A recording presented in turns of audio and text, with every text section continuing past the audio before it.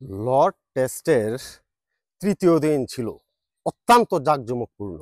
টি-20 ক্রিকেটে কিংবা ওয়ানডে ক্রিকেটে যেই রকম উত্তেজনার বারুদ ছড়ায়, টেস্ট ক্রিকেটে এরকম উত্তেজনার বারুদ কিন্তু খুব কম ছড়ায়। ৩৮৭ ইংল্যান্ড প্রথম ইনিংসে, টিম ইন্ডিয়াও ৩৮৭ প্রথম ইনিংসে, একেবারে সমানে সমান। লড়াইও কিন্তু হয়েছে হাড্ডাহাড্ডি, স্কোরও কিন্তু সমান। আলোচনা করব তৃতীয় দিনে কিভাবে কি হলো। সাদাকে সাদা, কালোকে কালো বলিব, সাদাকে কালো, কালোকে সাদা বলিতে পারিব না, আর আইসক্রিম ব্যতীত কারো পা চাটিতে পারিব না। Hello viewers, it's me Roni bro, welcome to another new video. কথা বলছিলাম ইংল্যান্ড বনাম ইন্ডিয়ার তৃতীয় টেস্টের তৃতীয় দিন নিয়ে। তৃতীয় দিনটা টিম ইন্ডিয়া যেভাবে শুরু করেছিল, ঋষভ পান্থ এবং কে.এল. রাহুল অত্যন্ত সতর্কতার সাথে এবং সুন্দরভাবে এগিয়ে যাচ্ছিল।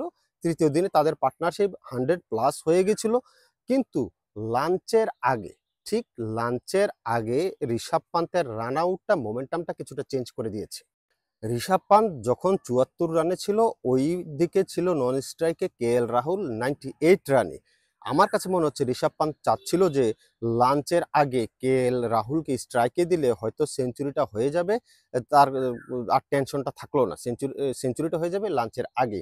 যার কারণে কাভার অঞ্চলে ঠেলে দিয়ে একটি রান নিতে চেয়েছিল, সেখানে আবার অসাধারণ ফিল্ডিং করেছে বেনি স্টোকস। অসাধারণ আউটস্ট্যান্ডিং একটা ফিল্ডিং, অল্পের জন্য ঋষভ পান্থ আউট হয়ে গেল।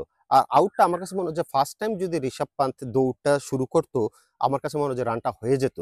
কিন্তু প্রথম অবস্থায় একটু দ্বিধাদ্বন্দ্বে ছিল ঋষভ পান্থ, সেখান থেকে আসলে রান আউট হয়ে যায়। আর ওই সময় কিন্তু মোমেন্টামটা চেঞ্জ হয়ে গেছে। পরবর্তীতে লাঞ্চের পরপর যখন সেঞ্চুরি তুলে নিল কে.এল. রাহুল, অসাধারণ ব্যাটিং করেছে, কনগ্রেচুলেশন। কিন্তু ওই যে তার পরপরই যে আউটটা হলো, আউট হওয়ার পরে কিন্তু আরও মোমেন্টামটা চেঞ্জ হয়ে গেছে, কারণ পরপর 2টা উইকেট পড়ে গেছে খুব অল্প সময়ের ব্যবধানে।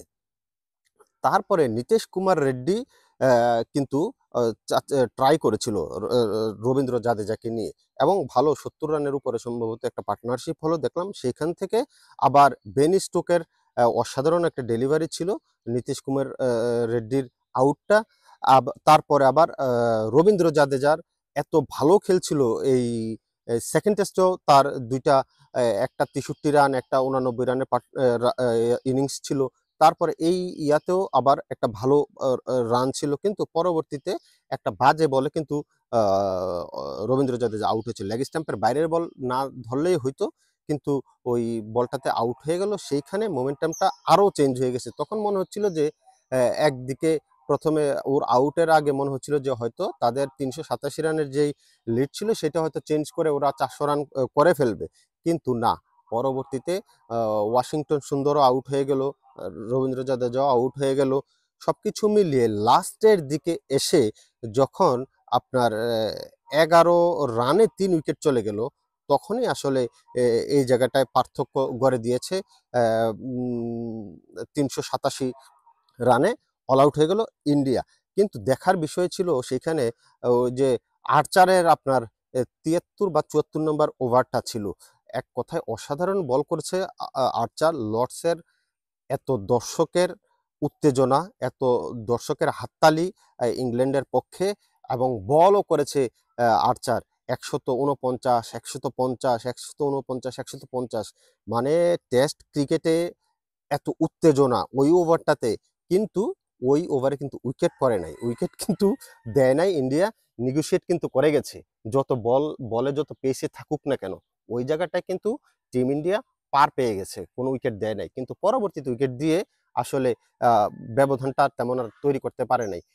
কিন্তু আপনার দেখেন ইংল্যান্ড কিন্তু লাস্ট ৩ উইকেটে ইয়া করেছিল, যোগ করেছিল প্রায় ১১৫ রান বা ১১৬ রান, কিন্তু সেই জায়গায় টিম ইন্ডিয়া যোগ করেছে মাত্র ১১ রান। লাস্ট ৩ উইকেটে টিম ইন্ডিয়া ১১ রানে ৩ উইকেট গেছে, আর ১১৫ বা ১৬ রান যোগ করছে আপনার ইংল্যান্ড। ওই জায়গাটাতে একটা পার্থক্য আসলে টিম ইন্ডিয়ার সাথে ইংল্যান্ডের হয়ে গেছে।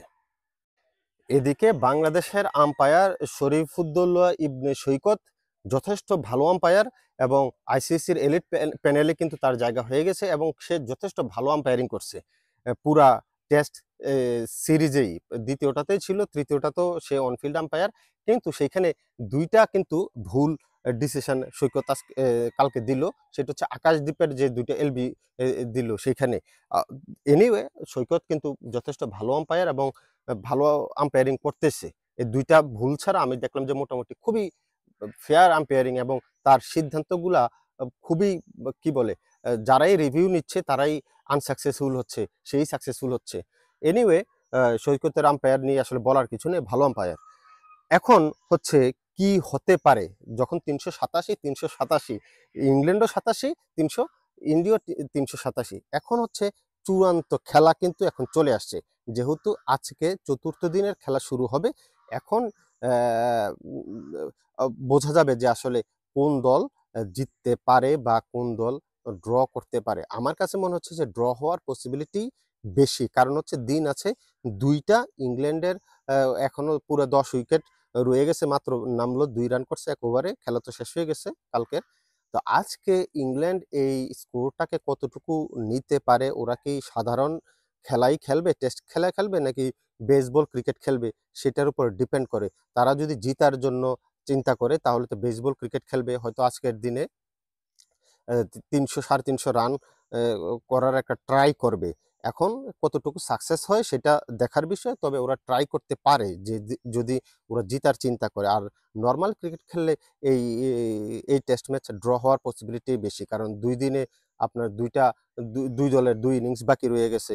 একদিনে ইংল্যান্ডকে অল আউট করা, আবার কালকে ইন্ডিয়াকে অল আউট করা, এটা টেস্ট ক্রিকেটে প্রায় অসম্ভব।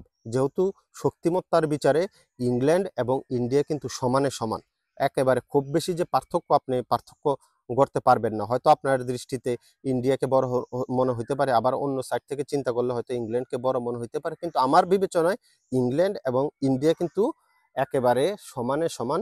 এবং এই টেস্টেই একেবারে প্রমাণ হচ্ছে যে হাড্ডাহাড্ডি লড়াই।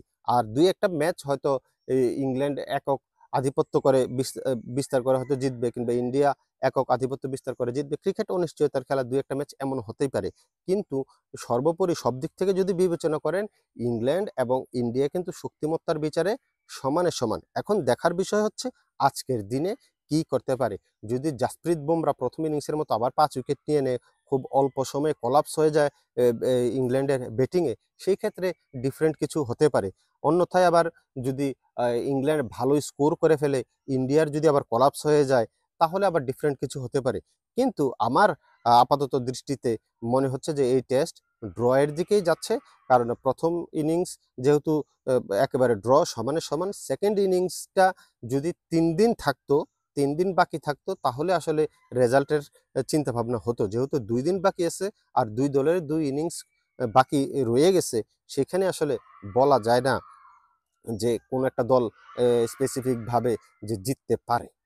দেখা যাক, ইংল্যান্ড যদি আজকের প্রথম 1 ঘন্টা জাসপ্রীত বুমরাকে সারভাইভ করে ফেলতে পারে, তাহলে আসলে ওদের উইকেট ফালানো কঠিন হয়ে যাবে, যদি ওরা দেখে শুনে খেলে।